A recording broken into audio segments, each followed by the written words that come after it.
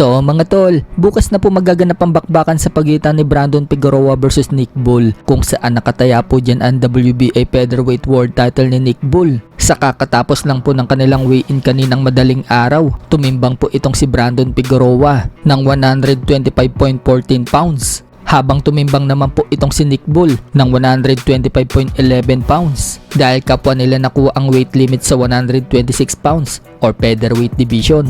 Tuloy na po ang bakbakan na yan bukas. Nagaganapin sa United Kingdom. Makikita mga tol, na batak po ang katawan nitong si Figueroa. Wika nga po ni Figueroa mga tol, best version daw niya ang makikita natin bukas. Prediction niya, sinabi niyang end the new. So kumpiyansa nga po na siya na ang magiging kampiyon bukas. Habang sinabi naman po ni Nick Bull mga tol, action daw ang makikita natin sa pagtunog pa lang ng bell.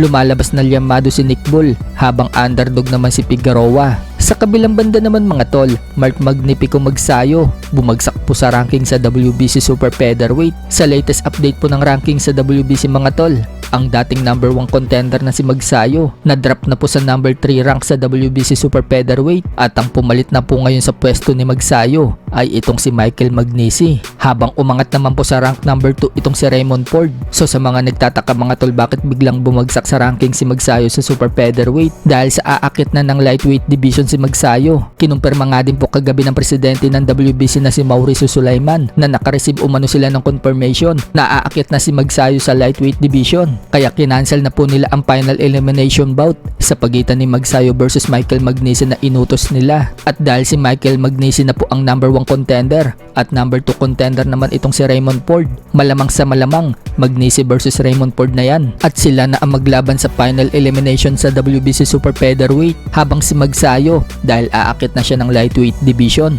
Malamang mga tol, sa IBF ang ruta niya. Kasalukuyan po kasing number 4 contender si Magsayo sa IBF lightweight at ang kasalukuyang kampiyon sa IBF lightweight ay itong si unbeaten fighter Raymond Moratalla. Kaya posible din po makalaban ni Magsayo itong si Raymond Moratalla. Sa ibang banda naman mga tol, alam na nga po ng karamihan na lalaban na po ang anak ni legend Manny Pacquiao na si Emma Bacosa Pacquiao sa February 28 sa Tagbilaran City, Bohol. Kalaban ng Indian fighter na si Reynold Condimang. So magsisilbi palang co-main event si Emma Bacosa Pacquiao sa laban niya sa Bohol. Habang ang main event, ang laban ng Reggie Suganov versus si Pamandla Balini ng South Africa.